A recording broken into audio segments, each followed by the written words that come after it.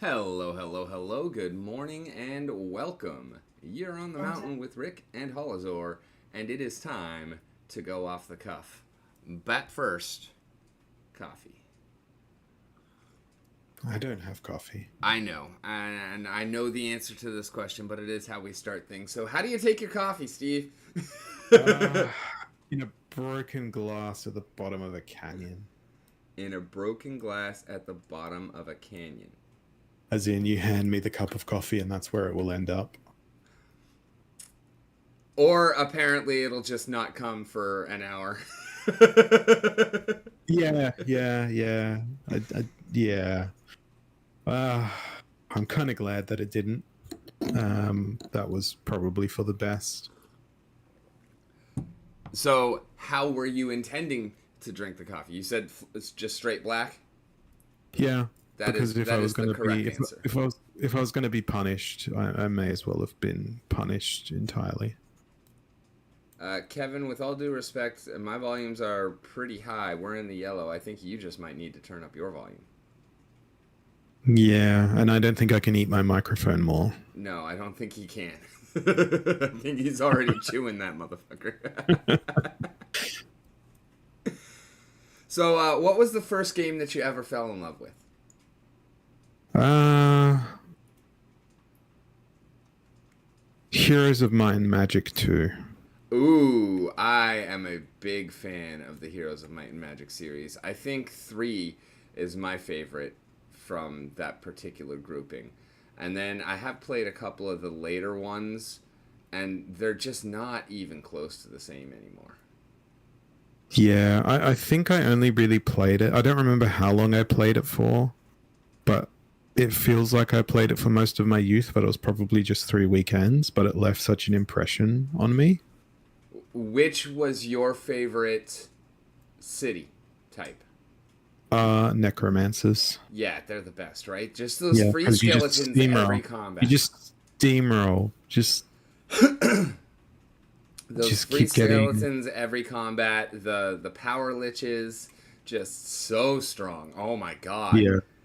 Uh, That game made me want to play a necromancer in every other game, and then I right? wondered why they weren't as powerful as they were in Heroes of Might and Magic until I started to understand game design and realized, oh, they were fucking broken in Heroes of Might and Magic. Yeah. Yeah, absolutely were. I mean, you didn't necessarily have the most powerful units in every single slot, but taken as a whole, I think they had the strongest army. Combined with the fact that every time they killed shit, they just got They got free stronger. units. Yeah, Like, yeah, that was just mind blowing to me. Like, I find it difficult to play as any non necromancer character at all. Like, there's just such a huge gap in the power levels. It's insane. yeah. I remember having to, like, because I just recently actually found it and reinstalled it when I got Diablo. So I guess not all that recent. It's been almost a year now. But I found the original Diablo with the Hellfire expansion and Heroes of Might and Magic 3 and got them going. And yeah, I like having to remember all of the breakpoints between like few and lots and hordes. And Yeah, Throng, many. Yeah, it was fun though, and realizing that I suck at that game now. Like I'm yeah. pretty terrible. It sort of set me up to enjoy all sorts of turn-based strategy. Um, like the combination between RPG, strategy, resource management. It was like a baby XCOM game, but you couldn't lose because it was so easy. Yeah, I say you can definitely lose because I have a couple of times trying to play through the campaign and whatnot. It's simple. It's Yeah, not I think easy I think I necessarily. just played maps. I don't think I ever did the campaign.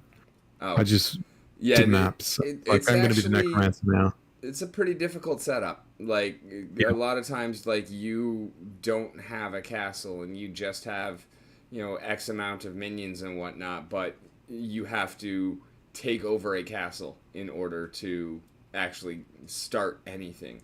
Yeah. And that particular war of attrition can be really rough when you're surrounded by nasty shit. And you don't have resources. Exactly. And you don't want to go saying, I'm going to talk to these people. Will they be recruitable? No, they want to fight me. Great. Yeah, exactly. Like, but that was then, and yeah, just the talking to people at the encampments, and then like all of the hidden treasures and the tombs and whatnot. It's like this could be really good, or this could be the end of my playthrough.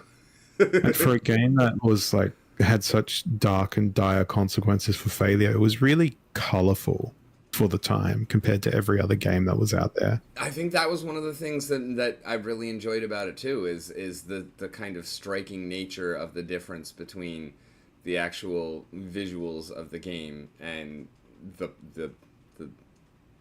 kind of seriousness behind it of the difficulty level. Like, um, and the soundtrack as well. Like all the sound effects were all very like bright and colorful and airy. Where it was like, that's the sound of me murdering people, but somehow it sounds fun. This well, doesn't. murder is fun. There was definitely cognitive dissonance in its sound design. Yeah, I'd say that's putting it lightly. And I know that you have recently been going through your Steam collection and replaying everything. And I believe you abandoned the alphabetical pursuit, right? Now you're just kind Yeah, I of... think I've gone back to it now because I've been playing Dishonored the last couple of days, and it's a really amazing game. Like immersive sim sort of thing, multiple pathways, multiple ways to achieve objectives, and it's good, but it's a unique environment. I haven't played many games with a steampunk environment, and it's nice. Good game. Are you particularly into steampunk as a setting, I should say? I prefer the aesthetic as opposed to the setting. I don't really know much about the setting, but the aesthetic of like gears and cogs and corsets that are in steampunk, it's kind of like, yeah, it's visually appealing. It is definitely pretty cool. It's never been like one of my go-to fantasy tropes. Yeah, it's more ornamental than it is functional. It's like the Baroque of the settings. Fuck, I broke my setting. No, I mean like the Baroque era. I know. Yeah. I do find that it is also the most Baroque. Yeah. When you start combining magic and technology, you definitely get some pretty crazy scenarios. But it's always like 1920s technology. It's not like 2070s technology or 2370s technology. I mean, yeah, I guess you're right because the primary form of travel is airship. As if the Hindenburg hadn't exploded to show us all how bad of an idea that was. But I don't know. I enjoy it in concept. Like it is a cool idea to mismatch those two, but I feel like it just doesn't really do either of them justice. Like I like the tech aspect better in sci-fi. I like the fantasy aspect, the magical aspect better in fantasy, where it's more of a focus.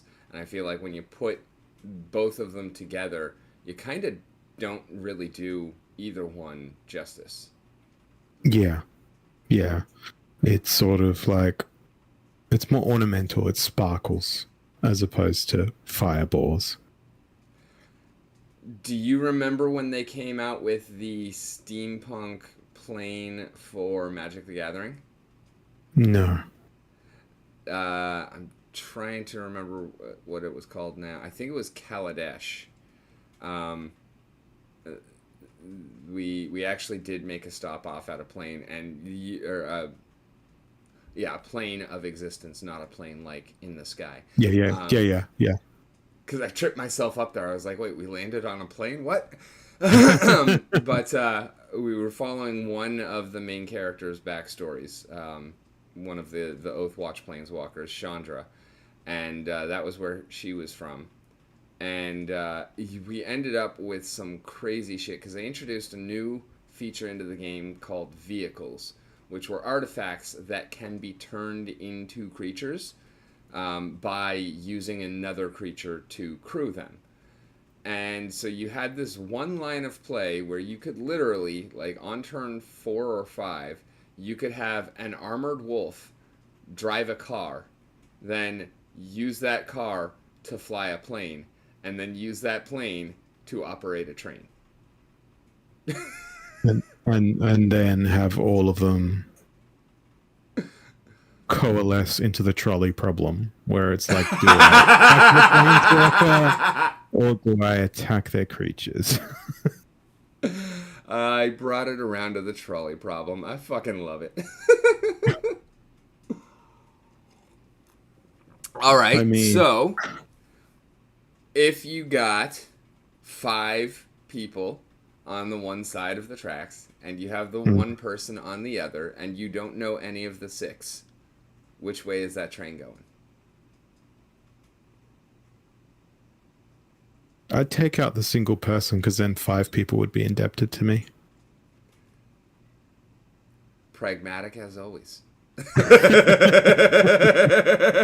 but I very nearly answered the other way because it's kind of like, because then there are fewer people. Overpopulation is a problem. Yeah. What about this whole underpopulation argument that's been going around lately? I want to say, I'm sure it's probably been making the rounds for a couple of years, but I've only really started to actually hear about it in the last few months more so. That, I mean, we've got plenty of space on Earth, and it could be argued that we're underpopulated, but maybe it's just we need more people so that when we become a spacefaring thing, a spacefaring organization of humanity, we're going to fuck up a lot and we need bodies to throw at the problem. Maybe that's where that's coming from. I can't think of any reason on this planet that you need more people. Yeah, I get that aspect. I think it's more to do with declining birth rates, and particularly with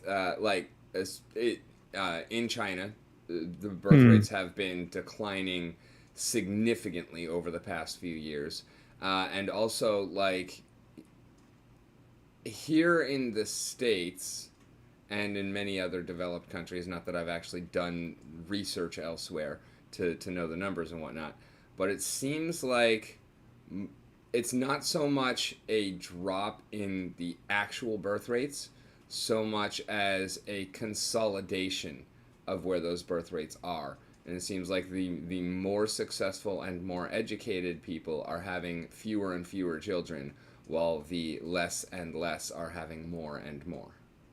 Yeah, and I think it's Idiocracy, the prequel. We're living it now. 100%.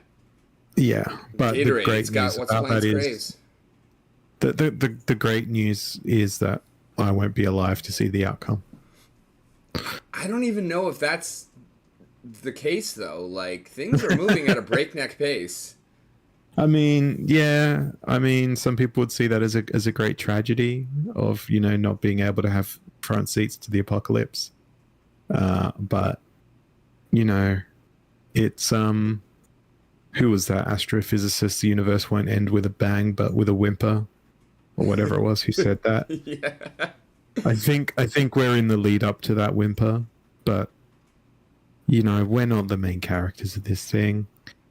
We're just all NPCs, and we will. My view of the universe is that it is cold, indifferent, deterministic, and we just have an illusion of free will. as opposed to, I'm going to go over there and do this. It's just not a belief in fate or destiny or that sort of thing, just by understanding some principles of quantum mechanics and of neurology and the nature of matter, it becomes very easy to jump to the conclusion that you're incapable of free will. But then in my mind, I'm like, why would the universe allow me to conceive of the notion of free will in the first place? Because that is the entertainment value. That's the meaning of life. Confusion. Yeah, maybe. I mean, we are some pretty entertaining creatures, particularly when we're confused. Yeah, confusion, perplexity. Perplexity is a word that needs to be used more. I concur. How are you doing today? Perplexed. Do you think that we're in base reality? I don't think we'd be considered to be important enough to be so. I feel as though you could roll a dice and land on any layer of reality. That question reminds me very much of a game that I need to replay, Planescape Torment, which was set in the D&D world of Planescape, which is like I don't know if you've ever played it or are familiar with it. Not actually played it, but I am somewhat familiar with it. Yeah, I need to look up a quick description of it to jog my own memory, because even my own descriptions will probably not do it.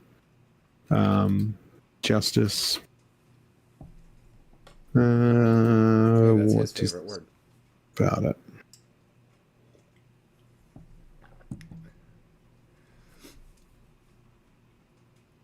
Yeah, I remember the book for Planescape.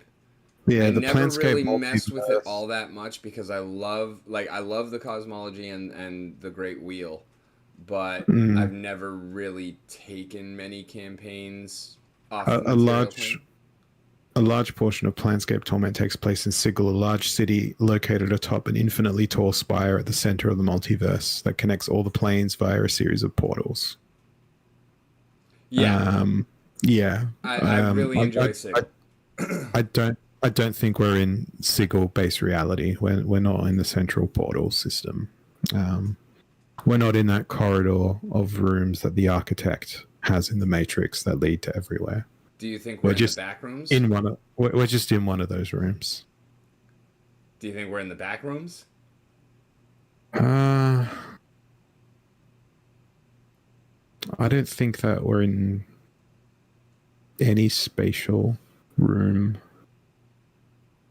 because there's another interesting sort of like multiverse theory that is that all multiverses sort of intersect with one another simultaneously.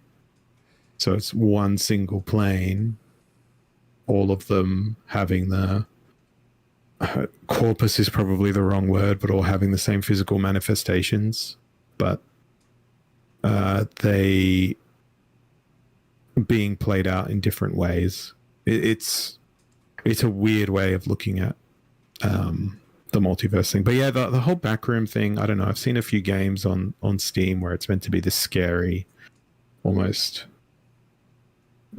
whimsical sort of freak show type circus back alley act. And no, I don't think we're there yet.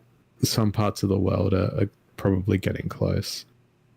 But no, I don't think we're in the back rooms. The paint hasn't peeled enough yet. Fair. I've been putting a lot more interest into, like, since it started to really kind of come to the forefront, the whole simulation theory. And I don't know, I think it's kind of fun. Does it matter? Not one tiny little fucking bit, because if we are in a simulation, there's nothing we can do about it. If we aren't, that I think is the more important and the more interesting side of things, because it's like what Cypher says in the Matrix. Matrix is probably one of my favorite films, if not my favorite film. And when Cypher's eating the steak, and he's like, I know this steak is I'm not real. actually eating this steak. I know it's the Matrix telling Matrix my brain telling me, that it's yeah, juicy and delicious. and tender. You know what I've come to realize? Ignorance is Ignorance bliss. is Yeah, bliss. I have seen that film so many times. He's honestly my favorite character in it. Like, Yeah, he's sort of like this. He's like a messiah, but the wrong way around. He's a messiah for the other side. have you come across, and I'm almost hoping no, the theory that Neo is not actually the one, but Agent Smith is? No, I haven't. I mean, it kind of makes sense because he does stop having to follow the program after Neo dives into him and explodes him, and then he comes back and all of a sudden has this nifty magical power to stick his hand into you and turn you into a clone of him. And like honestly, out of the entire series, the greatest moment is Keanu Reeves ripping the flagpole out of the fucking ground and just beating off like 7 million Smiths. That was probably my favorite moment in the entire series. But there's actually a pretty solid argument to be made that like when the I Oracle. remember. I don't even know if the website's still around, but I remember when it was first released, there was a website which had essays from like probably a half dozen philosophers talking about the Matrix in the context of is reality, simulation, or all sorts of other bits and pieces. But I don't believe that website still exists.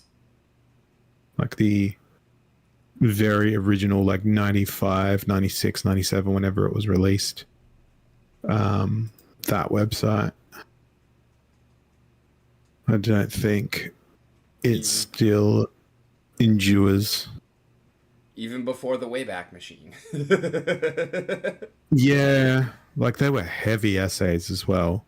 They were like properly scholarly. I believe it. They're probably YouTube video essays now. Probably.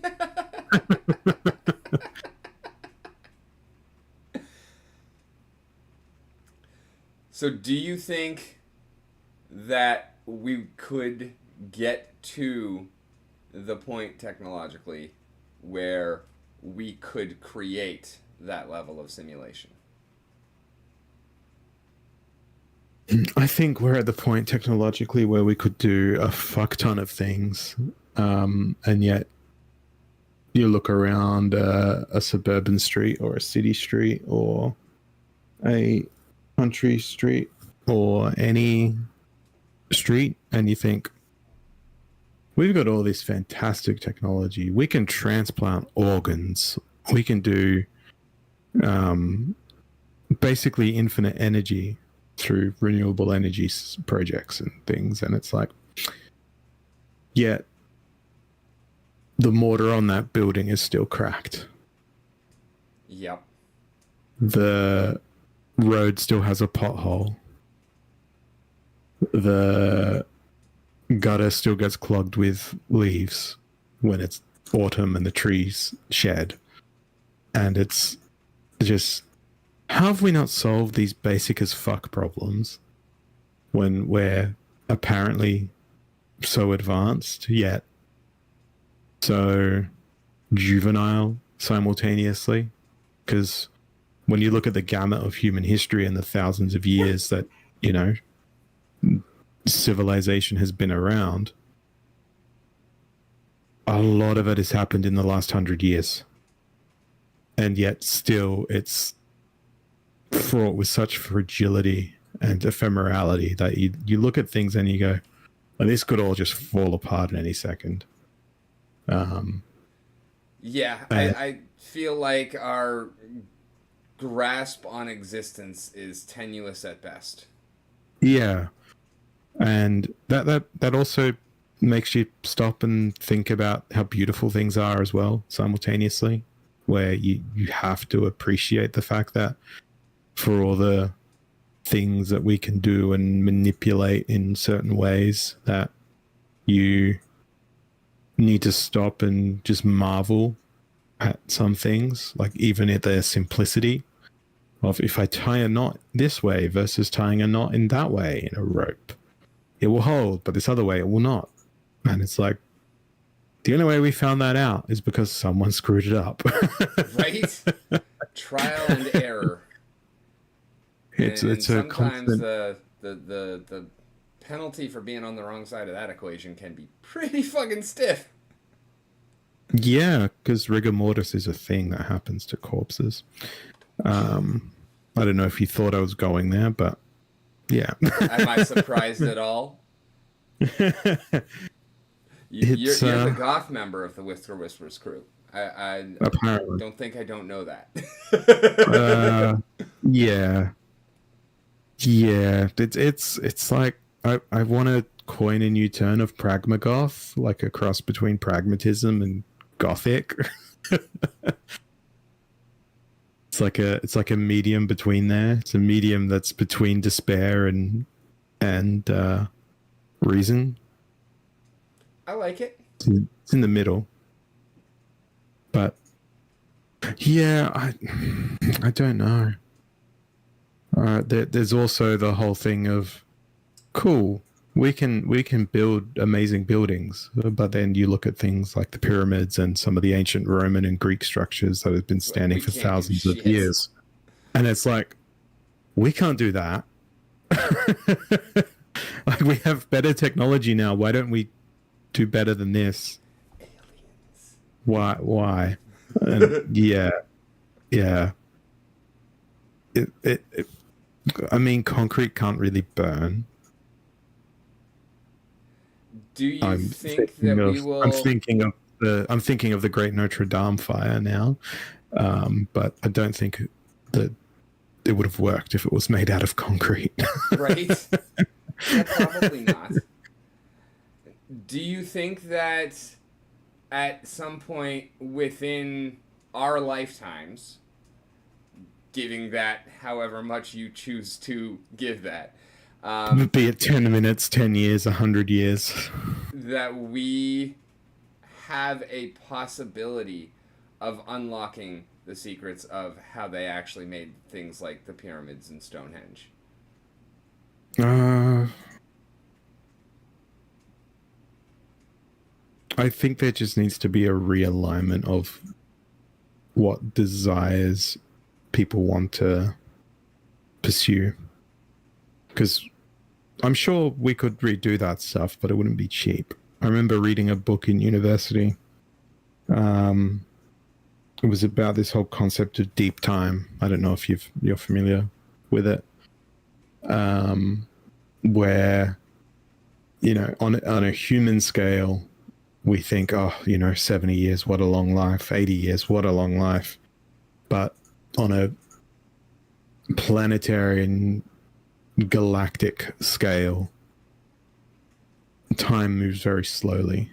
Yeah. And I think there's some people in Sweden or whatever, they've got a mountain, there's a cave inside the mountain, and they're carving out like a giant mechanical clock literally out of the stone in the mountain, to basically be, this will be the world's most resilient clock. Not in terms of accuracy, but the only thing that will destroy this clock will be, tectonic forces beyond, literally, like, mountain shattering tectonic forces can only do it. And I think it was called the clock of the long now, and it was looking at, instead of measuring things as geological epochs, you look at it as that geological epoch is, oh, this mountain's here now, and in 400,000 years, that mountain won't be there anymore. It'll be somewhere else, or it'll be much taller, or other bits and pieces. And it's sort of, it's really beautifully poetic because through its own failure to achieve what it sets out to be, it sort of brings about the whole futility of human interference in the universe just being ineffectual. And to me, that's sort of this beautiful thing of no matter what you do, the lady time is going to come along and just crush you. Yeah. I mean, I honestly had never heard of this project before, but I love it. Like that's a really cool idea. And yeah, it really does kind of point to how insignificant our lives are on an individual level. Yeah, it was part of, because I had this stupid question as I was studying my university stuff of what is a moment? And not by the definition of the word, but, 90 seconds. you know, what is the smallest slice of time or fraction of time that we can distill into an image or into a frame. And really it's limited by how much available light you have, the sensitivity of your photographic medium, what you're observing in that slice of time. And it goes full circle to the fact of we define time as being a glowing orb in the sky, which we circle around. It takes time for its light to reach us. And yet, I'm probably missing something here because I'm not a physicist. But is light time? Because we measure time through the passage of light. And it sort of is perplexing. And it's something that I'd really like to ask someone smarter than me what they think about it. Well, you're going to have to find someone first. How does it just so happen that, you know, this blazing orb of, is it hydrogen? No. Yes, hydrogen. Dictates so much of the way in which we perceive our existence. And just to, yeah, just the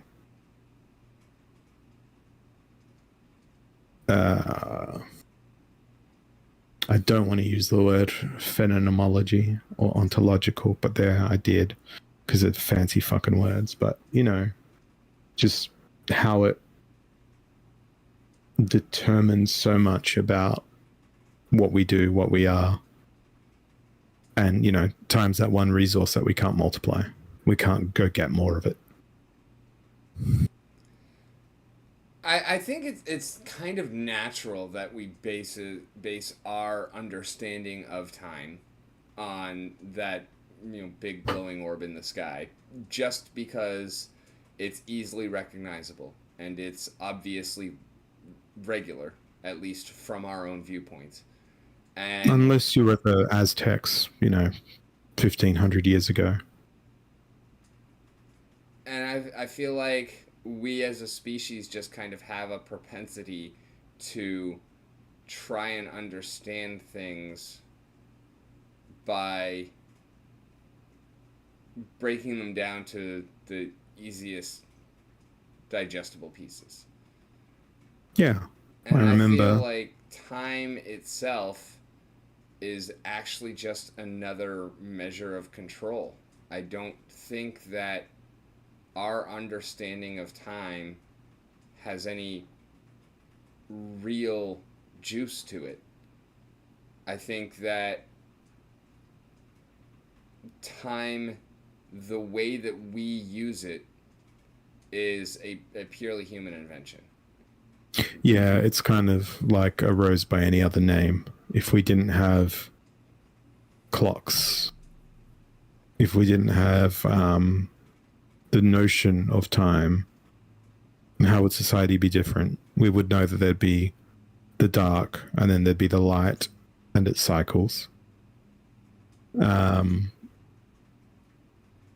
it would be, yeah, I think it's something that's hard to tear away from the human experience, because you could write a science fiction film about a world without yeast, which I've always thought would be amusing because it's got so many interesting implications. No bread, no beer. Oh, yeast. I thought you said a world Yeah. without yeast, and I was trying to figure out what the fuck you meant. You got north, south, and west. There's no east. No yeast. It's just a solid wall over there. Solid wall to the right. It's Kanye's world. We're just living in it. No. Yeah. A world without the yeast bacterium. That would be interesting, but it's such a simple thing to like take away and fathom what could it be like.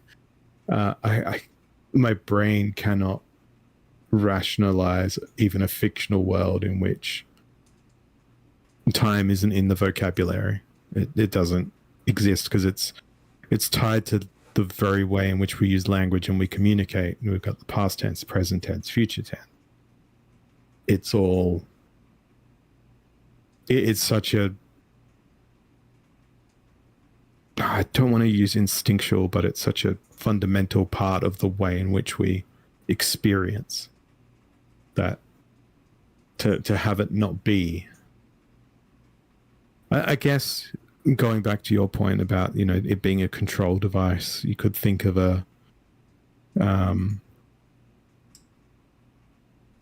it's like a reverse Schrodinger's cat experiment where you put a man in a room that both has a clock and doesn't have a clock. And you just leave him there for the same amount of time. Is the man who's got the clock there experiencing that more vividly than the man who doesn't have the clock there? Controlling all other conditions, light, temperature, whatever. I don't know. That's an interesting thought experiment that I've just come up with now. Sorry? That is a great thought experiment. Yeah, I like that. Yeah. It would be bizarre because then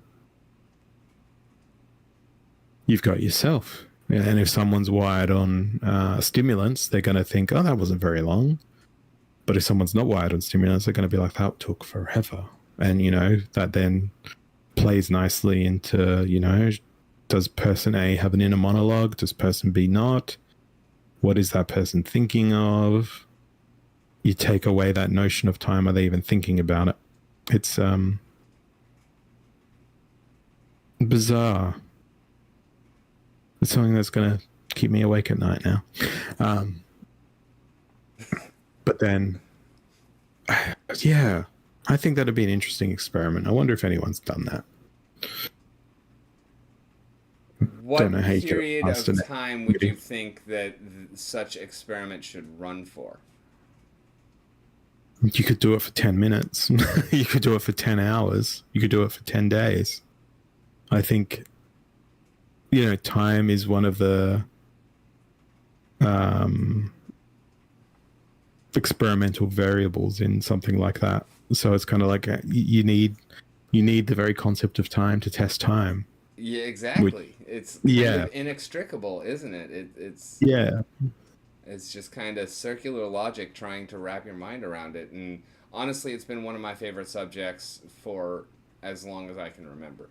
Like, I've kind of always had a question as to what is this thing that is in control of everything that we do and that we literally dictate our entire lives by, and why. And I have never found satisfactory answers. Yeah, I mean, Heraclitus, philosopher in ancient Greek world, he said something about water and time, which was one of the things that I focused on in my thing.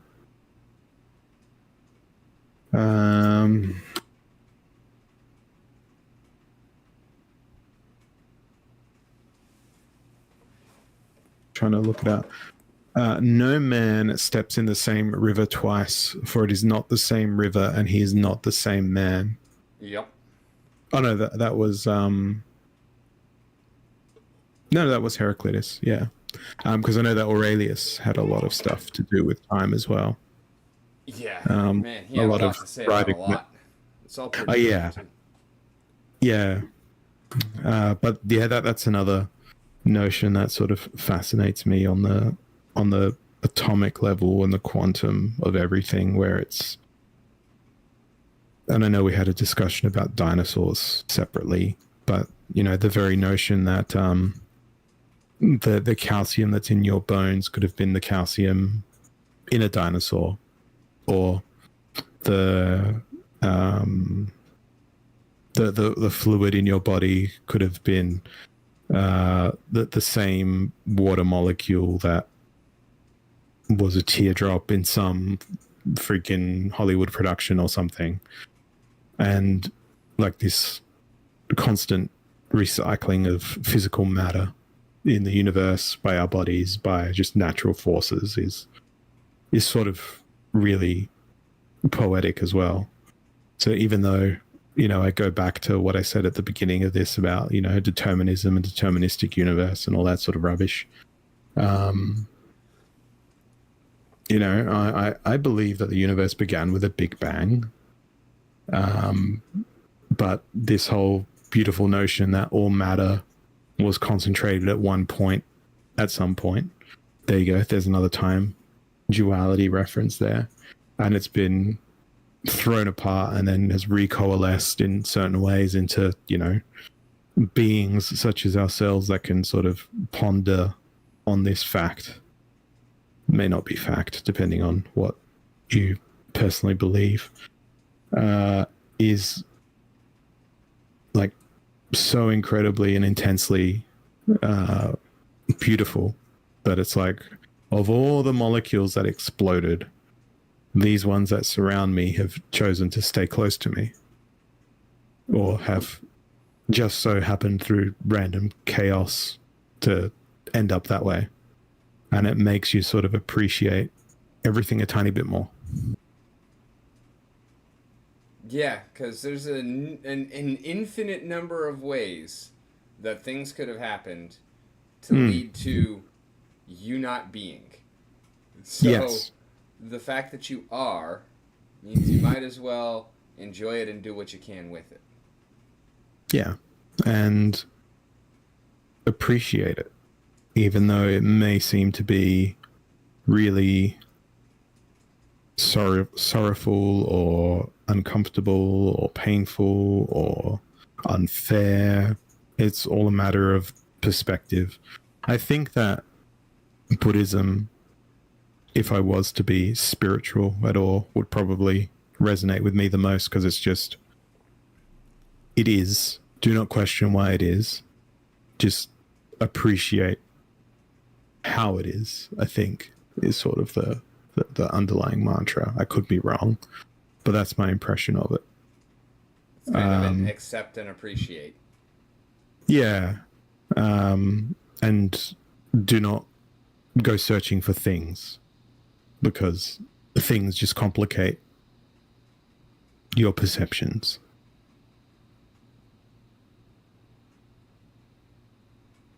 Like, you don't put things that color. I think that's why I hate Funko vinyls so much, because they're not compatible with Buddhism. You heard it here first, guys. Hot takes. No Funko Buddhas. I'm halfway wondering now if they have made a Funko Buddha, because of course they have. Oh yeah, yeah. If I'm surprised there's not a Funko me. Me too. Yeah. Although there is a Barbie. I mean, there's already thousands of millions, probably, of those.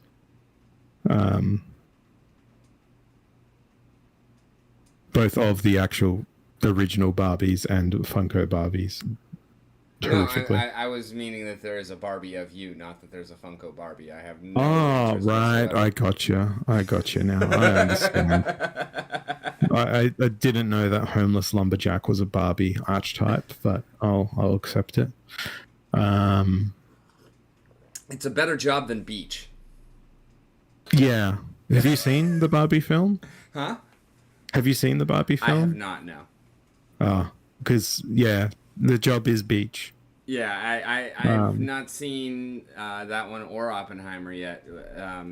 Rebecca went and saw. She did like a little Barbie themed pub crawl with a bunch of her girlfriends, and had a blast. And said that the movie was great. Everyone I've talked it to it that has is seen it it is like an exceedingly excellent film, and it references the Matrix competently and more than it has the right to. okay, It nice. yeah. There's a scene where instead of the blue pill or red pill, it's do you wear this shoe or this shoe, and it's presented in the same way. There's the reflection of each shoe in the glasses, and it's so it's so beautifully done. Nice. There's even a scene where she goes to see the not the Oracle, but she sees the Oracle. It's like a reconstruction of that scene. She's being pursued Nice. at a point, and then finds herself in a room with an old lady that stops and gives her advice, and it's sort of like you've done well. And there's scenes later in the film where it's sort of it looks like a montage, and the freeze frames in the montage, but each one of those freeze frames is referencing a piece of classical art or a sculpture, or it's a very sophisticated and cultured film. And the fact that families are going to see something like this, young women and young kids are seeing things like this, they won't comprehend fully, I don't think, the artistic integrity that it has. It is not just a let's cash in on our intellectual property. It's actually a incredible piece of filmmaking, even though it is so referential of other things. You've seen 2001: A Space Odyssey, yeah? Yeah. The scene at the start with the apes and them discovering, weapons, i.e. the club. Yeah. The opening sequence of Barbie is almost exactly that, except finding dolls. And it's young girls playing with dolls. And it's an exact reenactment of that. And they use the Barbie doll as a club. And it sort of is this like moment of enlightenment through the thing. And instead of the obelisk, it's just Margot Robbie standing there as Barbie. And it's that's just the first like 45 seconds of the film, and you're sitting there going, okay, I don't know if this was just put here for the adults in the room, but then it does that again and again and again with other things. And I'm sure there's other cinematic references in there that I just went over my head that I never noticed. Yeah, it sounds like the type of movie that I'm going to miss a lot of things in. Yeah. but still be able to enjoy, and that's I think that's the best way to do Easter eggs and stuff like that. It's like it's a nod. We're not making your movie, but we can appreciate what it was, what it did, what it stands for, and we can make a nod to that. And I'm sure that they've also got other forms of media that are kind of called out in exactly the same way. And honestly, like that's. I was expecting, when I first started hearing about it, I was expecting it to be trash, because I was expecting we're just going to cash in on this IP and just make a quick buck, like, the first D&D movie.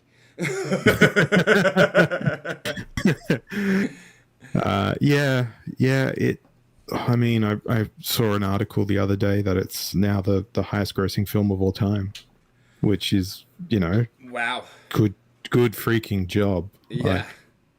And I'm a manly looking man, and all the reviews are, the horrific reviews of like, this is, a dark time in history for men and whatever. And it's one of those things where you look at it and you think to yourself, no, it's you just need to look in the right places for female representation through history, because there have been so many incredibly powerful women throughout history. Sure, there's been oppression and all of that, but you go back to the time of like Cleopatra, and you look at Joan of Arc. Now, the thing that both of those have in Common. no, in common, yeah. It's like 2:20 a.m. here. My vocabulary is. You're good. Thank you for being with us. I know it's a rough time. That if anyone's wondering why we started early, it's because this motherfucker's on the other side of the world. That you look at, like, and I'm not necessarily a Trekkie, but you look at all the stuff that Gene Roddenberry did in all the Star Trek stuff and all the other bits and pieces, where it was like, yeah, here are some powerful women in powerful positions, and they're represented as such. Sure, that wasn't the reality of culture at the time, and it probably still isn't. But we've always had strong female characters, strong male characters, and it may not necessarily be balanced, but those that have been represented pretty amazingly, in my opinion. And there's a difference between equality and what's the other word? Equilibrium, I guess. Equity, yeah. I'm reminded of that meme of, that's exactly what I was thinking of. People peering over the fence at the baseball stadium. Yeah, that one. Did you come away from the movie with any new thought processes, new ideas? Like, did it actually shape your worldview at all? Because obviously you're a pretty intelligent guy and fairly well researched before you went in. So it's obviously not like it would have taught you about the patriarchy or anything like that. But no. But, I'm capable of separating entertainment from gospel and from allegory. It didn't change the way that I'd choose to live my life. It didn't make me feel less useful as a human being of the male persuasion. It didn't change my view of woman, because I feel like the only people that are threatened by a film that empowers women largely is those that don't acknowledge that women are capable of being empowered. Solid answer. Yeah. It's because, we're all made from the same stuff. The only difference is hormonal, really, and, physiological. A man is just as capable as a woman, and a woman is just as capable as a man. There's no functional difference in terms of mental rigor. Yes, there's physical differences in terms of, endurance, strength, that sort of thing. But that's the same across every species. Yeah, there's also differences in between you and I in terms of the same things. Like, while there might be patterns between the genders, there is no hard and fast rule. Yeah. And yeah, like the males who feel threatened by this sort of filmmaking and this sort of thing, I don't think they understood the feminism of like the 80s and all of that stuff. I mean, not even the 80s. Like, good old Thatcher, what was she? Lady of Steel, Lady of Iron, whatever she was affectionately known as. Heavy eye roll on the affection. Yeah. you know, there's so many forces of history that are women, and you know, we wouldn't be around without them. So Absolutely. no one would. Yeah. Absolutely. So, okay, Um, no cheating. You can't say your wife or your mom. Who is your favorite woman throughout history? oh, that's a very interesting question.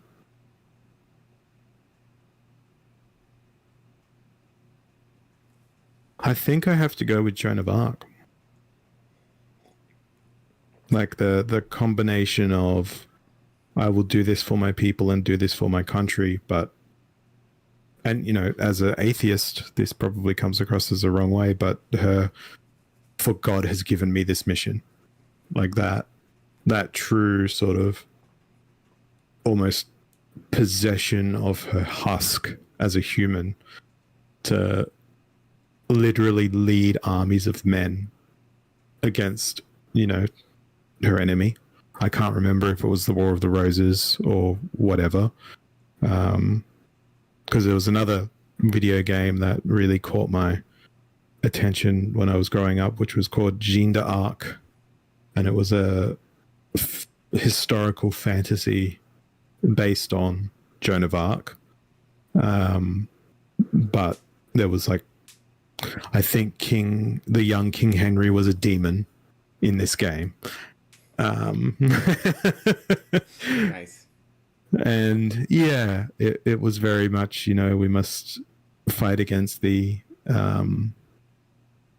actually no, now that I reflect upon it, I think it was more of a comment on, you know, her questionable sanity as a figure of historical importance.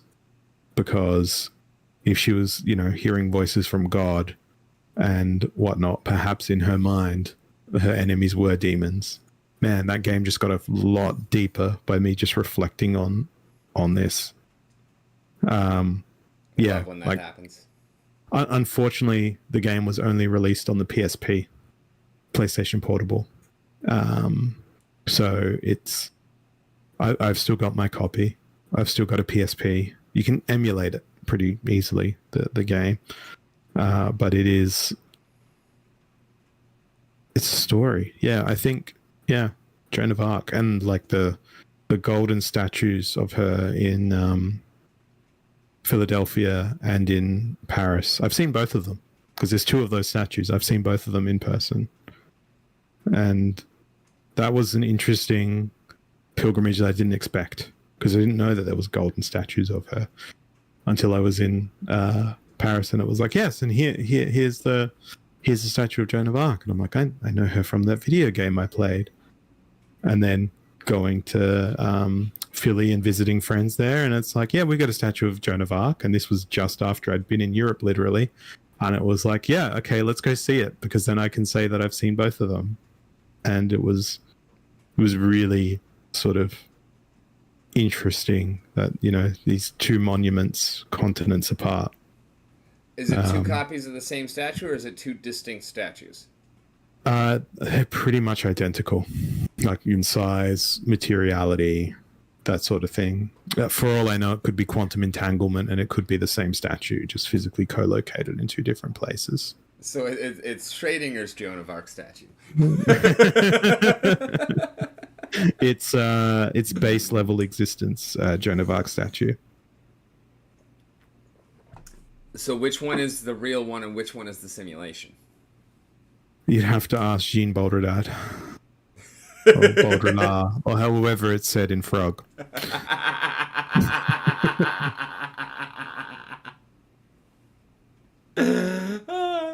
Knowing who our audience is right now, that is particularly funny. Yeah. That was intentioned to particular audience members who may or may not be out there.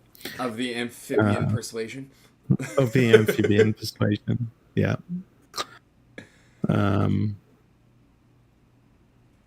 Yeah. What about you? Who would you say would be the most influential woman in history?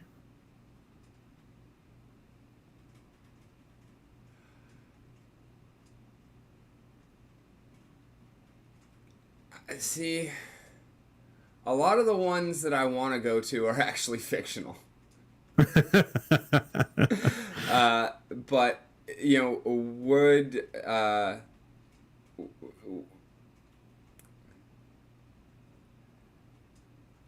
were she an actual being, Eve? As as in the source of the biblical. problems.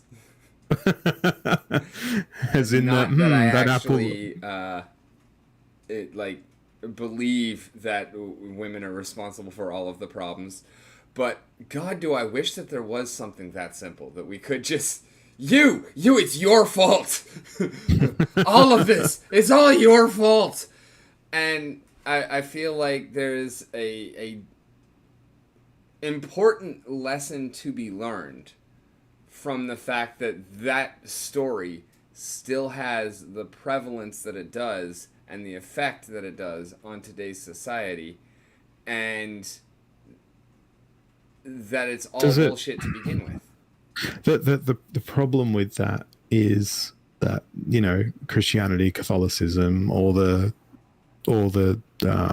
belief systems that are based on the King James Bible have penetrated almost every tribe, every corner of the world.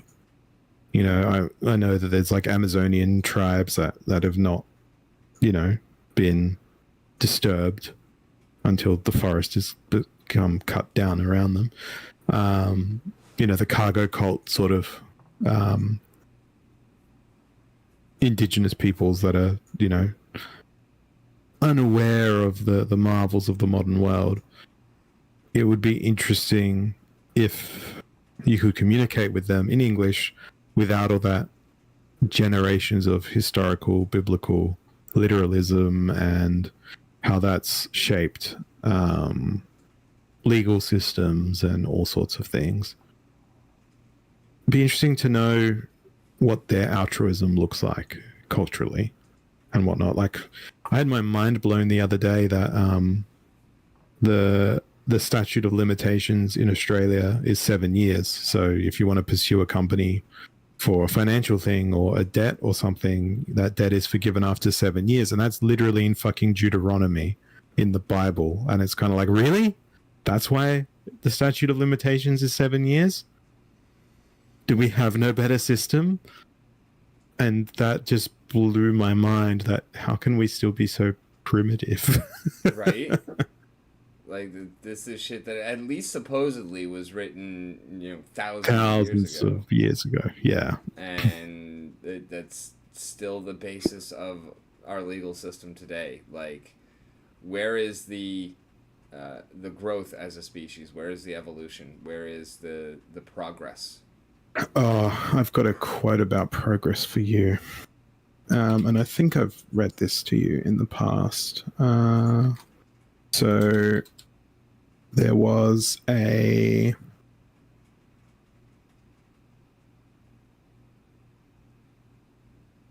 illustrator, artist, printmaker called Paul Klee.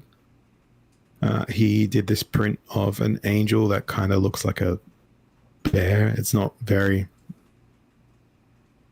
amazing pictorially or from a rendering perspective, but Walter Benjamin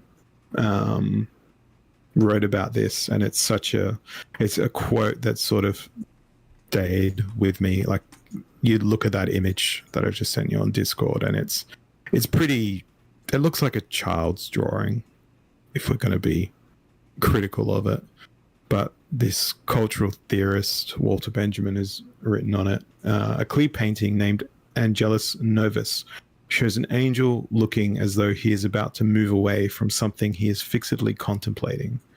His eyes are staring, his mouth is open, his wings are spread. This is how one pictures the angel of history.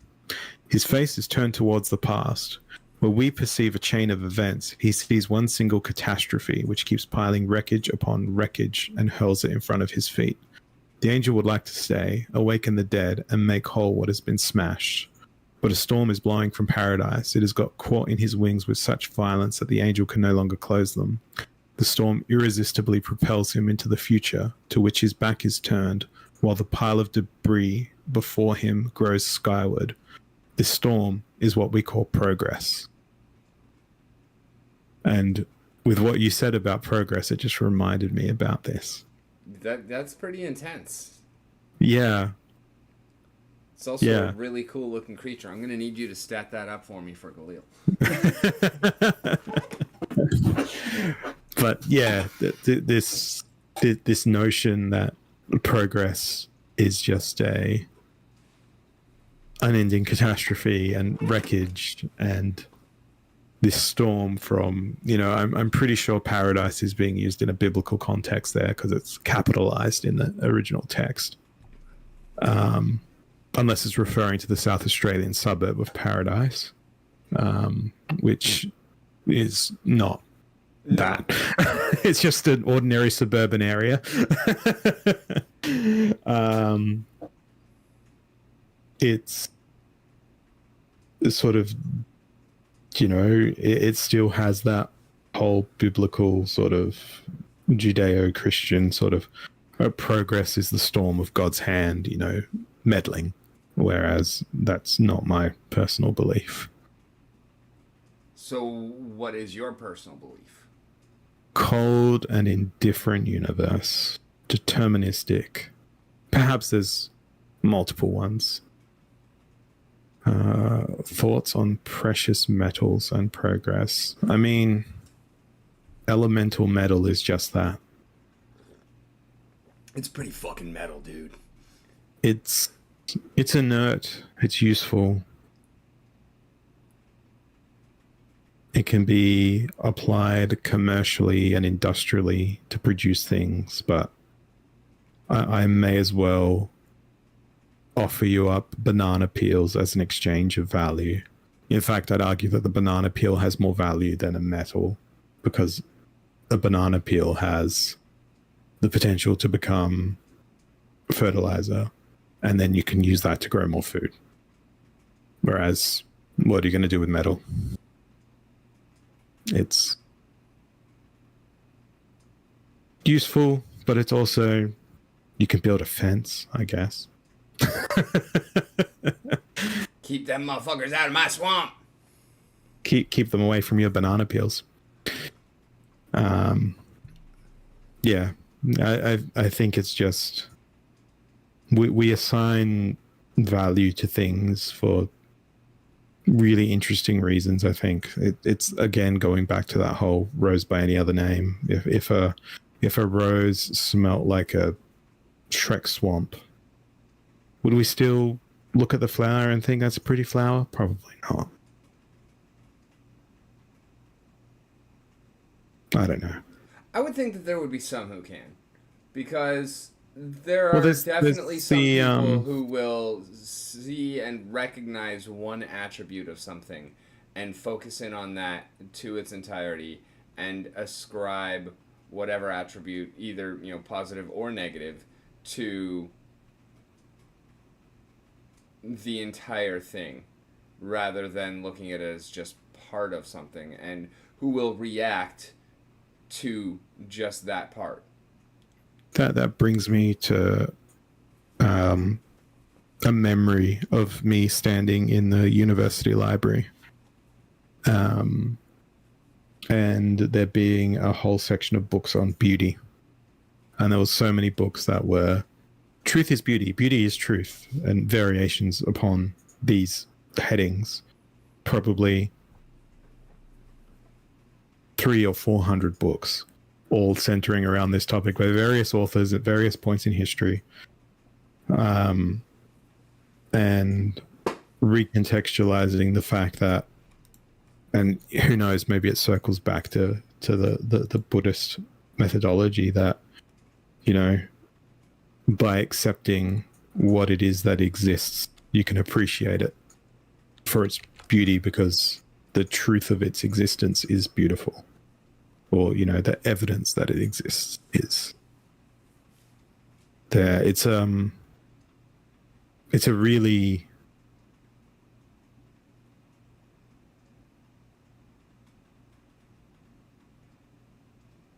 it's fraught with almost danger, where it's like if you ascribe beauty to all things, then there's no special treatment given to anything. So we're going to make this a priority, sir, and we're also going to make this a priority. Well, then there's no priority because both have an equal priority. But yeah, it's just about. I'm going to make a great old man one day, I think. Hopefully, I'll get that. It's what do you about. Mean, gonna? I'm already there.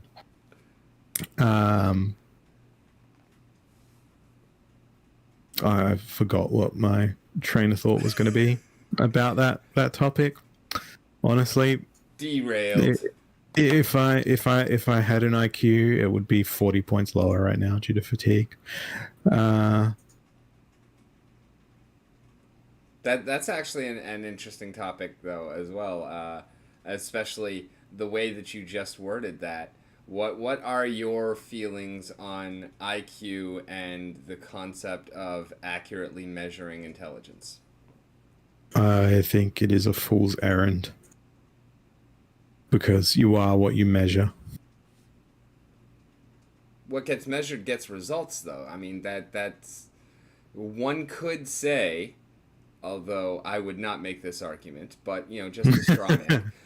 One could say that people were actually trying to help improve the average human intelligence by being able to more keenly identify it.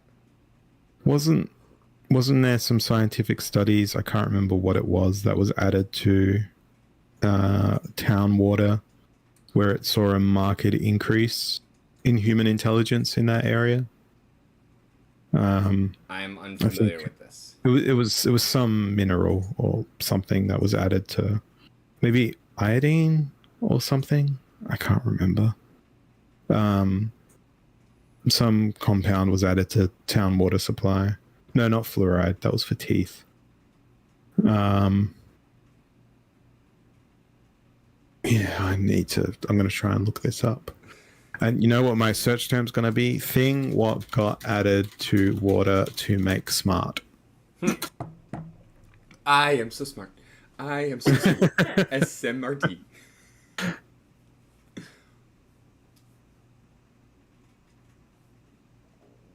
No, that is definitely not the search term I needed to use.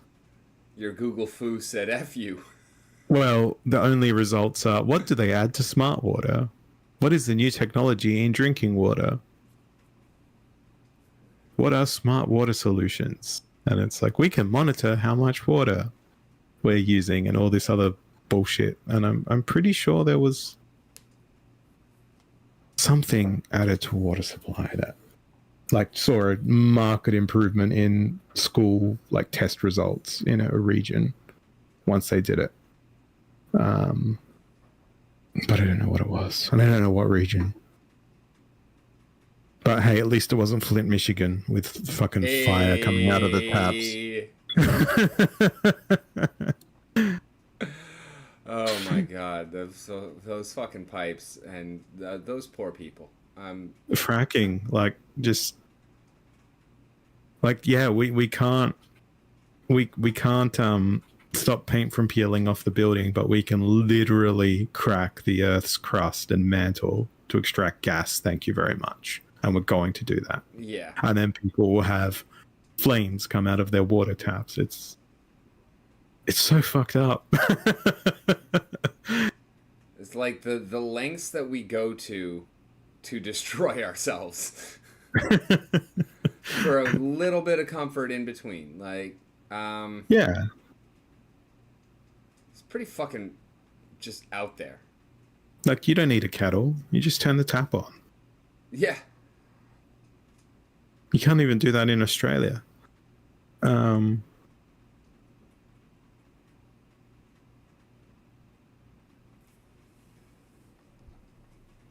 And now, as I scroll further down these test results, it starts talking about alkaline water and all this other crap.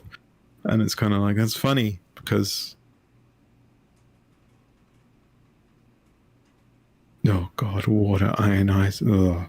I'm just gonna stop looking at that. Yeah, there was. Oh, I was actually trying to find a quote that I heard on one of Simon Whistler's channels over the last couple of days because y'all know I listen to a lot of his shit. Um, but yeah, I started like trying to think of what to search for, and it was like, no, I know that's gonna give me like a million results, none of which are what I'm looking for, and I like don't remember it well enough to even try and say it. So it's just like, no, that would have been a good one to use right now, but no, I don't know. No, I'm not gonna be able to find it while this no, conversation is ongoing. So you just need the TLC style. Don't go chasing waterfalls. please stick to the rivers and the streams that you're used to. Yes. Um,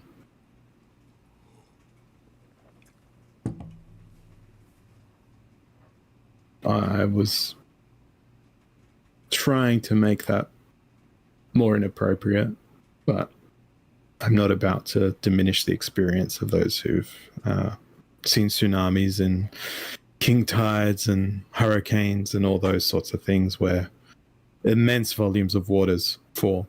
I don't think the song was about that. No. Or maybe it was a cautionary tale to storm chasers. We'll never know.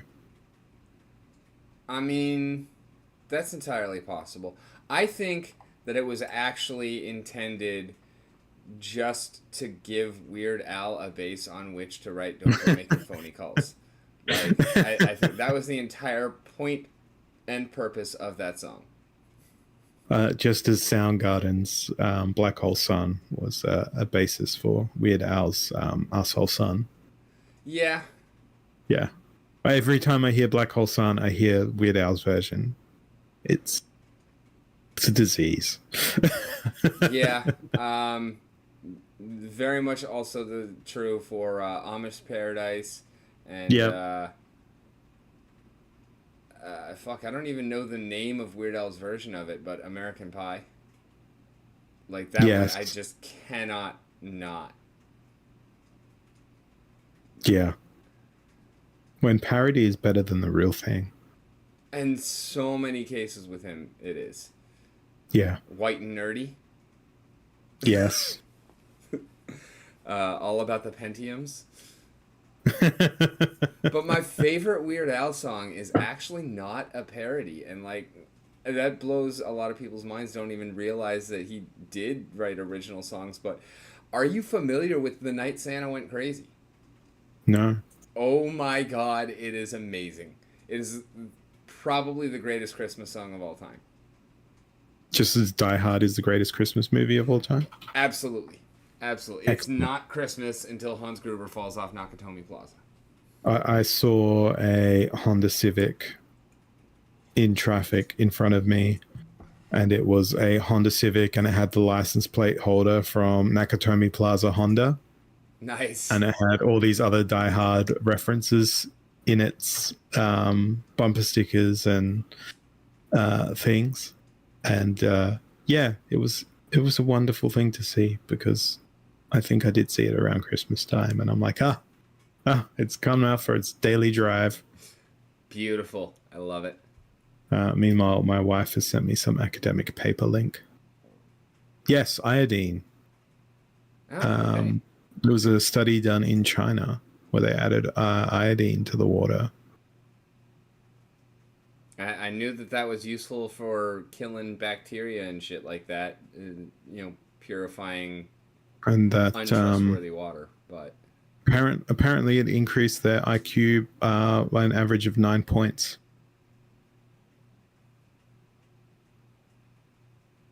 that's significant. Oh no, sorry, a reduction in IQ. My apology. The other way around. Oh. Exposure to high iodine concentrations in drinking water has detrimental effects on the intelligence of children. That is honestly less surprising to me, because I figure if they had found that there was an additive that made people perform better, at least, even if not actually be smarter. But I would imagine that would have been the type of thing that news would have spread like wildfire. Yeah. So it would kind of surprise me that I hadn't heard anything about it. Yeah, I got it wrong. But there's probably a parallel universe where high concentrations of iodine do, it's opposite day in opposite plane of existence. It's clearly not opposites day. Yeah, it does make me wonder though whether or not the and I'm not a chemist, and I didn't do very good at chemistry in school, but the inverse of iodine, chemically structured, whether or not that has the opposite effect. I don't know. Probably not. It's probably like some fatal chemical. Or some Like, nerve hey, ammonia agent. cleans. Hey, bleach cleans. Let's mix them. It'll clean better. Hey, chlorine gas. I mean, it'll clean something. Yeah. It might have been trying to clean your floors. You'll get your clock cleaned instead. Yeah. Yeah. And you get to have a party in a box. Yeah. Party of one. Let's having hope a at least. having a conversation with a friend about fun things that you could do at funerals, like to make funerals more entertaining. And one of them was, you know how when people break bones and everyone goes and autographs the cast, just have everybody go up and autograph the coffin, leave a message. Then I suggested you do the same thing with the corpse, but everyone gets to go with the tattoo gun. That could take a while. Yeah, there's all sorts of fun things you could do, but then it sort of got onto the topic of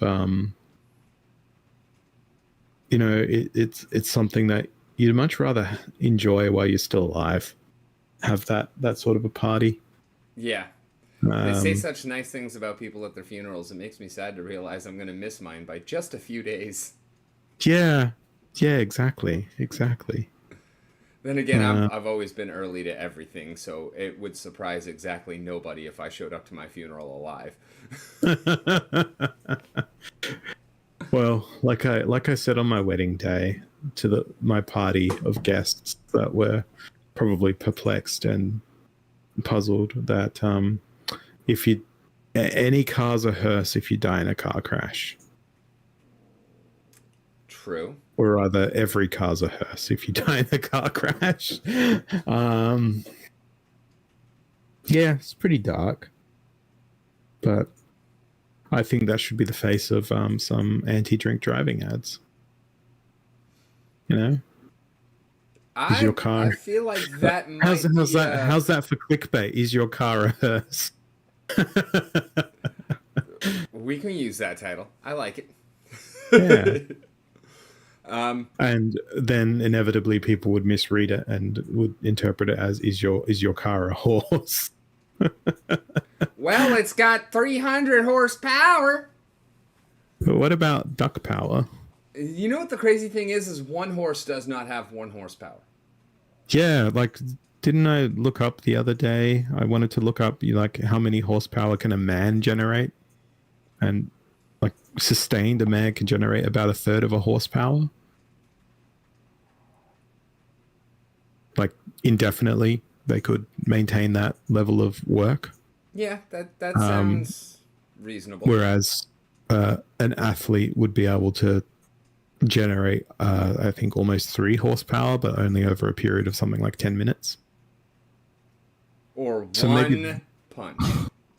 So maybe that's why we need more people, because we need more horsepower, and horses are secretly going extinct because IKEA is putting them in meatballs.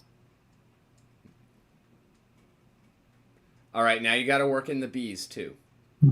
The bees that are dying, or the killer bees? Which bees are we talking about? The ones that are disappearing and the pollinators. Yes. Yeah.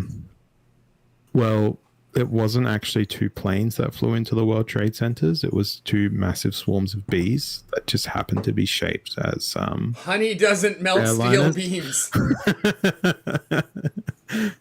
And then you had the further links to the Chinese premier being linked to appearing to appear like Winnie the Pooh. So as he tried to apply the honey to the steel beams, it was really China that did it, not Al Qaeda. And to close the circle of the conspiracy theory, it wasn't a war on terror. It was actually a war on bees.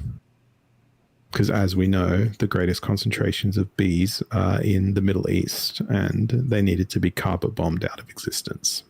And that's why we're seeing less bees and less pollination.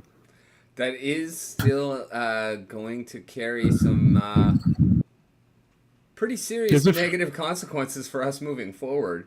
I mean, I know they think that now they can just start cloning all of our meat and everything like that. But, I mean, there's also the conversation I had with my father-in-law once upon a time that all these, heinous acts of terrorism or school shootings or criminal, withdrawal of life, that sounded really corporate, is just predicated by the florists because they profit from death. So they definitely do, but I'd say that there are others who profit more off of death. However, what are the florists doing to ensure that the bee survives? Nothing.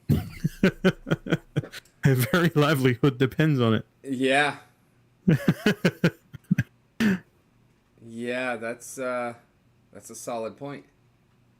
Well, maybe they're doing things, but I'm not hearing from the floristry lobby in Parliament how their industry will be shattered by the absence of the honeybee.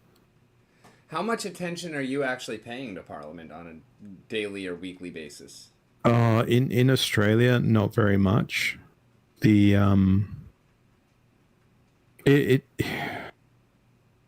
It just angers me. That is the correct response, sir. It doesn't matter what is happening, whether it is good or bad. It just angers me. Because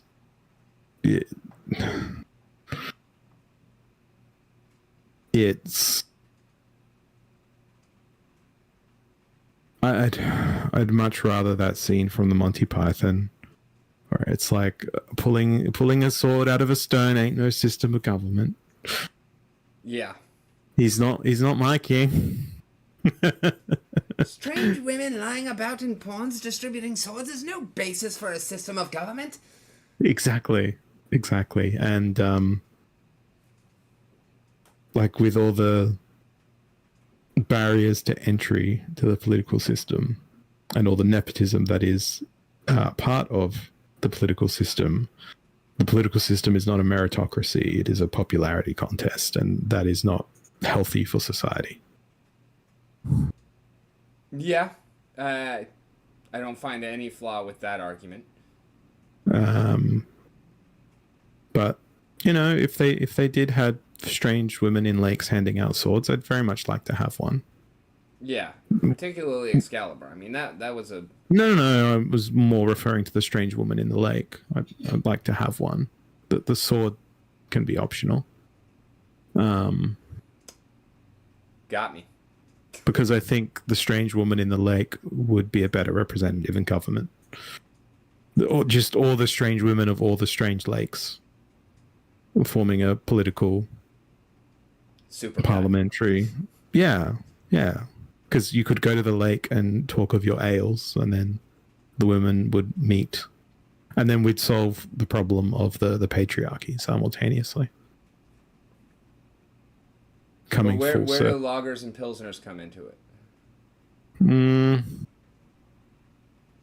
Look, this is a world with no yeast, so the beer is not a problem.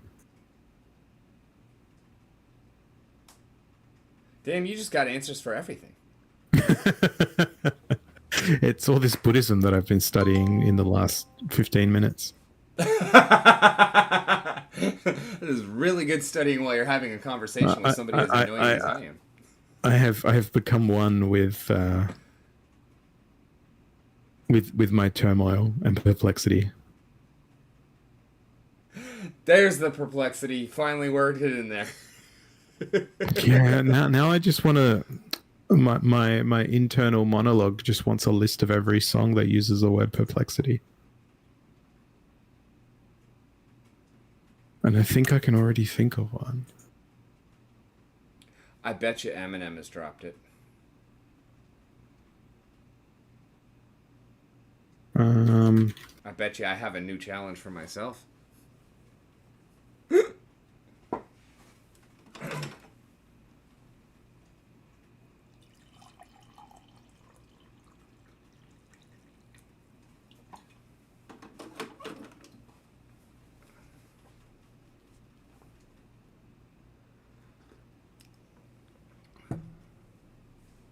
I can't remember which song it is on this particular album. But I can swear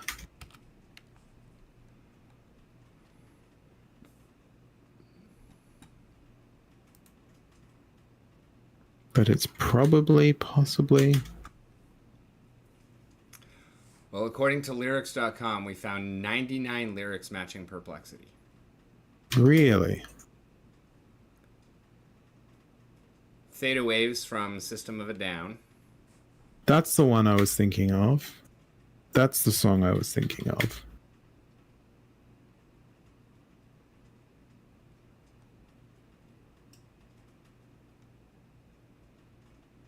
I'm going to go back to that list now. I didn't realize it was so easy to find. Lyrics.com, you said? Yeah. I just literally typed into Google perplexity lyrics. And I dropped the link in the DM. Excellent. So yes, Theta Waves. And then Pharrell is the only other one here that I recognize so far. Which is also not surprising because, of course, I don't know every band ever. Oh, yeah, neither do I. Wow, there's a band called Dark Crack. I think this song is called Dark Crack. I want the band to be called Dark Crack. Yeah, I mean, that does sound like a pretty good metal band name. Faceless Robot also sounds like a great metal name.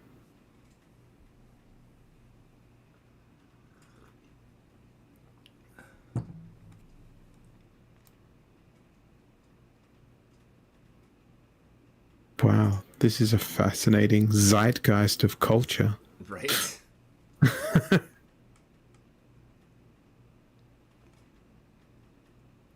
I'm on page 3 now.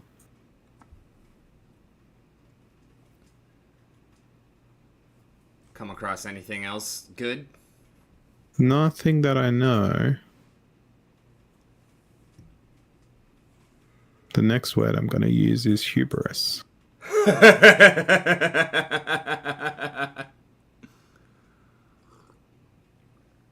Sponsored by Lockheed Martin. I know we put that in there a while ago, but that felt like... But yeah, it felt like a good moment to acknowledge it.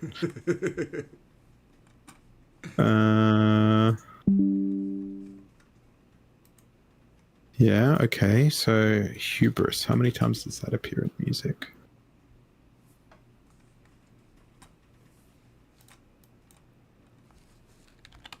There's like 33 pages of results. Yeah, that doesn't surprise me at all. Yeah. 792 lyrics and 9 artists matching hubris. Wow. Now just trying to think of how many times does Lockheed Martin appear in music?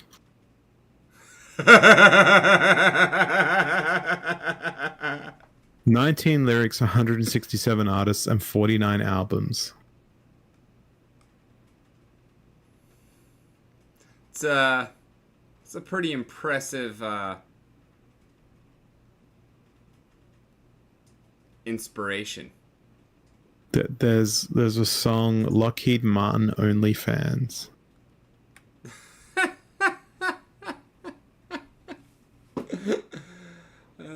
That's some pretty good.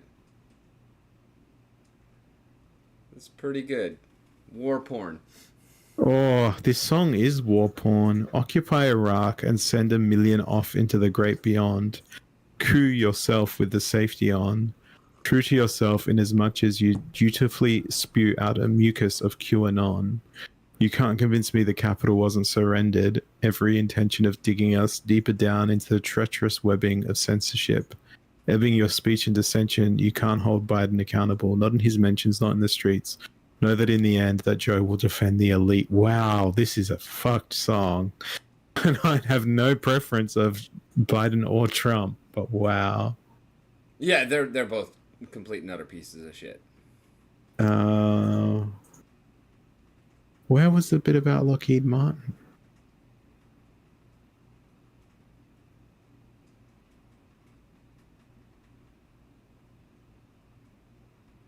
All of Joe's donors a quick show of her hands. How many of you sub to Lockheed Martin's OnlyFans?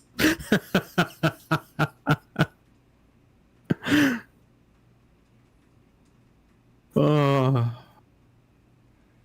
Yeah. Wow. That's a good one. That's I was talking with Kevin earlier today, talking about the Rage Against the Machine thing, and like one of my favorite lyrics from Rage Against the Machine is from Voice of the Voiceless.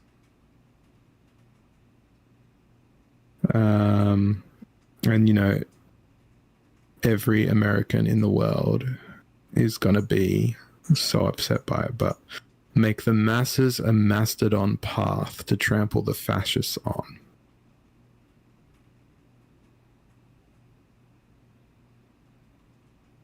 Yeah, they really had some solid points in their lyrics, like, and like it's delivered so smoothly in that song, that line. Like his flow is just incredible. And like you stop and you listen to that and you're like, I wonder if people absorb the meaning that the fascists are not who you think they are. No. Yeah. I mean, some, yes, but on average, no. Yeah, they're like, yeah, let's trample on all them, you know, Russian fascists or whatever. When it's like, no, look closer to home, friends. Yeah. Perhaps look in the mirror is sort of the messaging in that song. Yeah, I feel like a lot of labels get thrown around by people who really don't actually grok what they mean. Yeah. I mean, I was in a public toilet earlier this evening, and I happened to look at the ceiling, and there was a sticker there about a modern National Socialist Party on the light fitting, and I'm just like, wonderful. I didn't expect to see that up there. It was in a Hungry Jack's, in a Burger King, as Americans would call it. Yeah. It was fucking weird. But yeah, we do need to make a playlist. Kevin and I were actually discussing ideas for a podcast episode where we go and collect a whole bunch of lyrics from metal and a whole bunch of poems. I saw and that. Then we, poetry or metal. And then I dig it. Poetry or metal. And we have to guess. And you have to just like type the words into like a text to voice. So there's not even any actual like No inflection in the emotion, reading of no it. intonation. Yep. Yep. Like a really shitty text to voice as well. Yeah. I mean, Like well, Microsoft Sam. Like, yeah.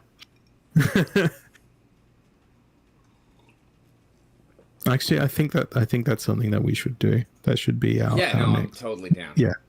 Yeah. We Yeah. each bring I like need to. 5 or 6 fucking snippets and yeah, Yeah. I think that'll be really fun. That needs to happen. That needs to happen. And it needs to happen multiple times. I feel like that could be a series on its own.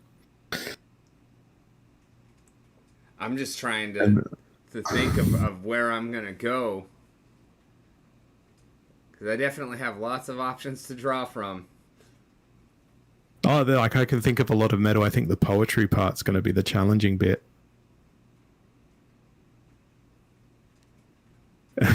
A segment with theme music, yes, and scoring.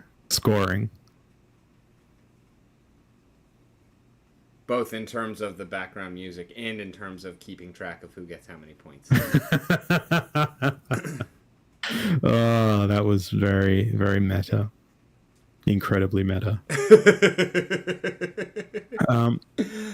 I'm not on Facebook. Yeah. What's the one question you've always wanted to ask a guest on this show, but have never sort of asked out of fear of being judged or fear of being not cancelled, but just it's too deep. It's too probing. I want you to ask me that question. Well, okay, I don't feel like this is actually such a probing question for you specifically, but it is one that I really wish I had actually gotten into the last episode. Do you think that we should tax the churches? Yes, absolutely. Yeah, I knew that was going to be a no fight there. Like, I 100% agree. Like, there's that's equality. yeah, like this is literally a money making empire, an organization that is bringing in just insane amounts of money and has some of the most corrupt people involved in it, and it's just so over the top problematic, and yet they're getting all of that money just free, and it's kind of fucking ridiculous. And again, like, that would not actually answer any of the real problems, but it would sure help with a lot of the symptoms of the real problems. So, talking on this topic, in Australia, there's several governmental policies that enable religious freedom, and in terms of like religious organizations can do and will do discriminatory things based on their faith. But there's, in a town of Noosa in Australia, there is a Church of Satan, and they wrote a submission to this religious freedom bill. And I'm trying to find their submission because it is short, sweet, succinct, and beautiful. Is this the one?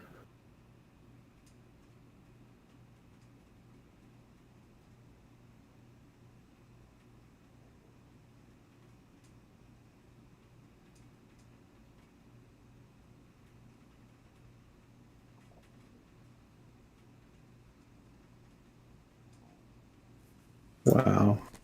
The word Satan appears 105 times in this PDF.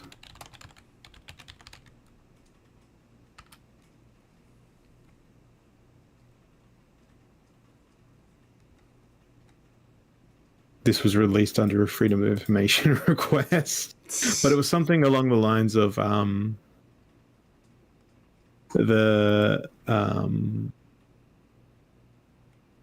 I think I've got it on my phone.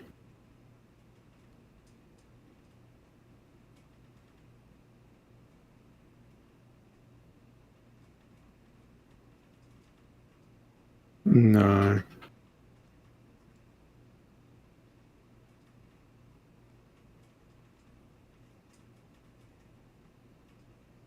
No, I can't find it. My wife is looking for it though. Tax the infidels? No, just iconoclastic attacks upon their untaxed money. Wow, that could be a Rage Against Machine line. Yeah.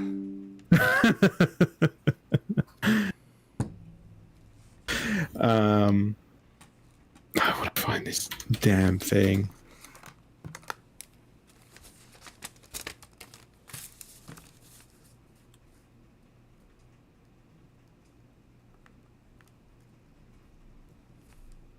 Here we go. The Noosa Temple of Satan. Submission on the Religious Discrimination Bill 2019. 18 January 2020. Satanism has a message so powerful that we do not need laws to protect it. Simply put, Noosa Satanists feel the proposed religious discrimination bill is completely unnecessary and a waste of the federal government's time. Having said that, should this parliament vote to enact this legislation, then Satanists across Australia will aggressively use this law to ensure that we can access all the privileges it guarantees. From access to street evangelism, school breakfast programs, school chaplaincy programs, school personal development programs, school touring bands programs, school weekend camp programs, federal, state and local grant programs, access to public facilities, etc. The list is endless. We shall use our local federal member, commissioners and courts to defend our newfound rights under this proposed legislation. Satan has great plans for the future of Noosa and Australia, and we intend to use every avenue available to help us reach our goals. Hail Satan. Brother Samuel Demogorgon from the Noosa Temple of Satan. It is well written, what can I say? Yeah, but it's also the whole thing of like, well, if you want to enact allow religions to discriminate and to be not subject to discrimination laws for the acts that they do, then we're gonna do it too. The same rules apply to everybody. Yeah, and that's what I think is like the thing about the tax the church thing is because then you're also having somebody in a position of power defining, okay, well, this is an acceptable religion, this is a cult, but they're all fucking cults. Yeah. Like the difference is their tax status. Yeah, it's the veneer of legitimacy is the whole. Not the whole issue, because obviously the fact that they're grifting countless amounts of dollars from people who are honestly, for the most part, just trying to live a better life. But the veneer of legitimacy given to a church that is accepted and recognized as a church and therefore doesn't have to pay their taxes. I don't know. I find it off-putting.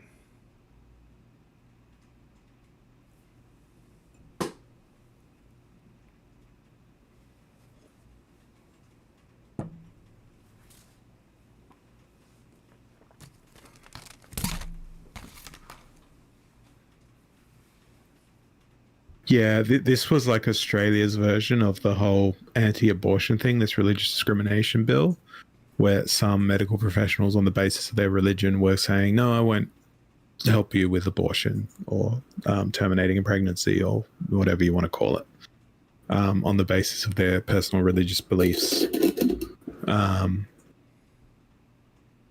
And it was kind of like, yes, that's progress. All right, so where I don't do you remember fall on if that? Like, as a proponent of bodily autonomy, I mean, I'm not a fan of abortion, but well, there's there's a great meme for this that I read once, and it's like, on the one hand, and this is not my words, this is words from a meme that I'm recalling, and Kevin, who wants to get cancelled, may be well cancelled by a statement such as this, is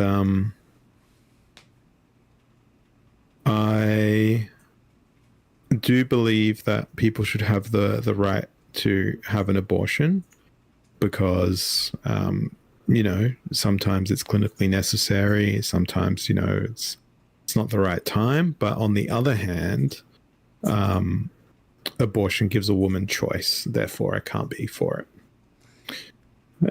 Yeah, which is like horrific. Yeah, that's not the actual wording. Or even to put a finer point on it, I am in favor of abortion because it means that more people die.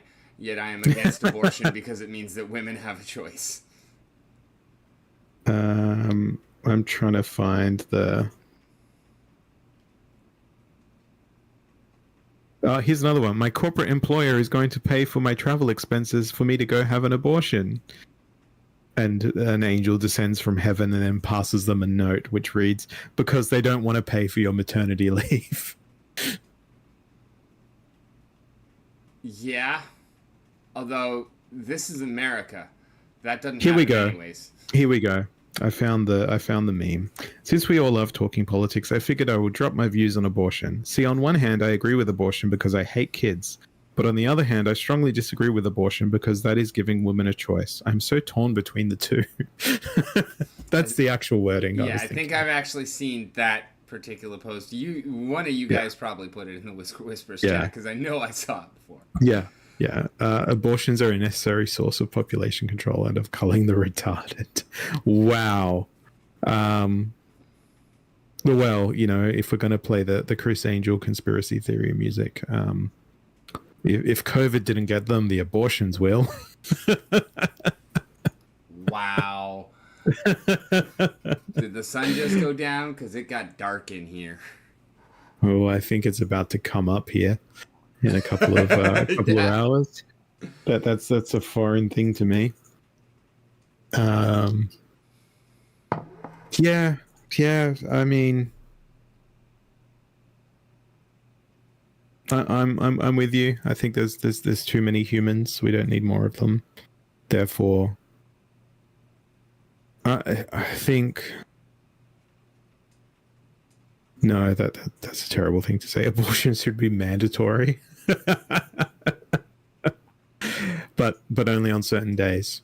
If you live in an odd numbered house, you can only conceive on a even numbered day or something like that. I don't know. I mean that might drive the housing market. Maybe. Roll a critical save at the end of the 23rd week. It's all a dice roll. You've got to roll a nat 20, otherwise the fetus goes. I mean, it's fair. A lot more fair than what most things are. Yeah.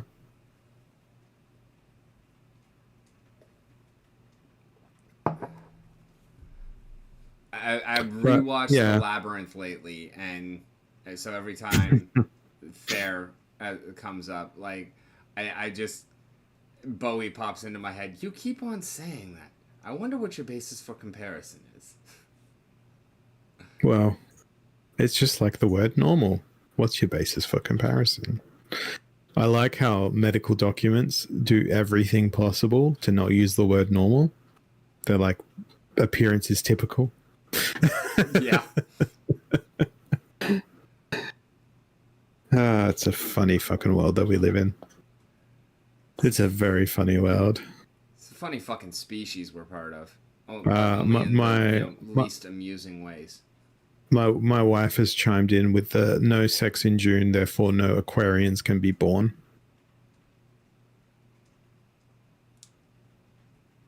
She's brought astrology into this now. Yeah. Yeah. I'm not I'm not a fan of astrology. My mother-in-law for 1 year for my birthday got me a subscription to some fancy pants astrology website, and I was hurt. Like, I was actually hurt. A, because she thought that I'd appreciate it, perhaps, but it was I couldn't unsubscribe from the emails. I had to set up a custom filter to basically move them to my trash. Because they had no unsubscribe button. And I was so deeply hurt. The bad old days of the internet. Yeah. Yeah. Although I do like making fun of astrology. Yeah. It's a lot of fun. Particularly when Venus is in retrograde. That's when I have the most fun. I heard the snort coming from behind you. That was brilliant. Yeah, I can be funny sometimes, but I can also be tired sometimes, and now is one of those times. Yeah, I know. I already knew that you were, of course, but I can definitely see it in your face and hear it in your voice. And I want to be respectful of your time, so we only have a couple of minutes left. Floor is yours. Whatever you want to talk about, let the people know where to find you. I live at 123 Fake Street, Springfield. No, I'm Holoz0r. The last O is a 0. I can be found on Hive, YouTube, Instagram, all by that same handle. And now that I have recently acquired more time in my weeks and achieved enlightenment thanks to my recent discovery of Shinto Buddhism in particular. I don't know what I'm going to do with the rest of my life, but I'm looking forward to it. There you go. I'm looking forward to seeing it. I hope your eyes remain healthy so that you may.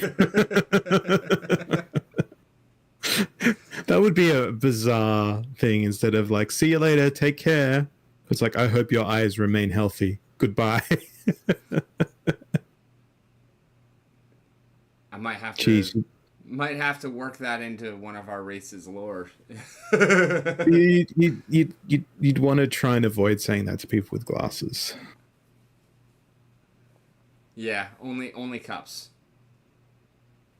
Yeah. But then if they've got contact lenses, that could complicate things. True. Food for thought. Yeah. At least I like to bring confusion into people's lives. That's probably my goal. To bewilder people. That's going to be a pastime of mine soon. I believe that we have already discussed some of the plans for this proselytizing on street corners. Yes. Yeah. And I'm a fan. The time my wife was in a clothing store and I followed her in, and the person manning the store, is there anything I can help you with, sir? And I responded, yes, my mental health. And she looked horrified. Yeah, you can't just spring that on a minimum wage earning retail worker on the middle of some idle Tuesday. They're not going to be expecting that shit. But you know, we need a world of honesty and integrity, and you know, we have neither. We have neither. I like to say, neither. Potato, Tater. Tomato, or as I like to call it, a teleportato, because it teleports you to a new world of slow. Yeah, that's mine. Because my friend Crystal and I, we stream on my Twitch channel. We try to at least once a week, and we play various games, and we just ramble and rave as we play the games. It's not like a let's play of, hey, look, I'm going to go over here and bonk the thing. It's more along the lines of, here's an impromptu podcast where we're talking about absolute inane bullshit while playing the game. And the game is just like a background for provoking conversation. Conversations such as a scale on adjectives that describe the level of saturation of an object. So we started off with, dry being no saturation, and we built a scale, and you bet your bottom dollar that moist was in that scale. I can't remember where we placed it. You'll have to go dig up the VOD for that. It's fairly close to dry. Yeah, I think that's where we placed it. I would say maybe damp, moist, wet, soggy. That's such a filthy word, soggy. I think it makes me more uncomfortable than moist. Dank we used as well. Yeah, Sodden. That was another word we used. It's a beautiful word. Beautiful word. Yeah, and it's been a lot of fun. We've been playing a game called Children of Mortar most recently. And for a game that's just done with pixel art, man, it hits you fucking hard in the feels, that game. It hasn't made either of us cry yet, but it's come fucking close. For a game that's just pixel art, it's got a heavy story. It's great. But yeah, if you know of any co-op games to recommend that aren't Overcooked or Overcooked 2, let me know. I want to play them. I want to have fun with them. But thank you for having me. Do Diablo 2. Yeah, I don't want to ever play another Blizzard game again, even though it's like the time of good Blizzard. Fair. It was like the benevolent blah, blah, blah, blah, blah, blah. Benevolent. That word. Yes, that word. It was that era of Blizzard. But I also want to thank you for your time and for adjusting your schedule to facilitate tired old me into this. And hopefully we instilled joy, confusion, and perplexity into the people's hearts and minds with this. And if we didn't, sucks to be them. They didn't get it. Yeah. I mean, regardless, at least we had fun. That's what matters. Yeah, absolutely. Absolutely. So thank you for having me. I appreciate it. My pleasure. And look forward to our next episode of WhiSKR Whispers. And for those of y'all who are out there in the crowd, thank you so very much for hanging out as well. As always, I've been Rick. You've been On the Mountain. It has been a wonderful time. And thank you again, Steve. Y'all have a great day.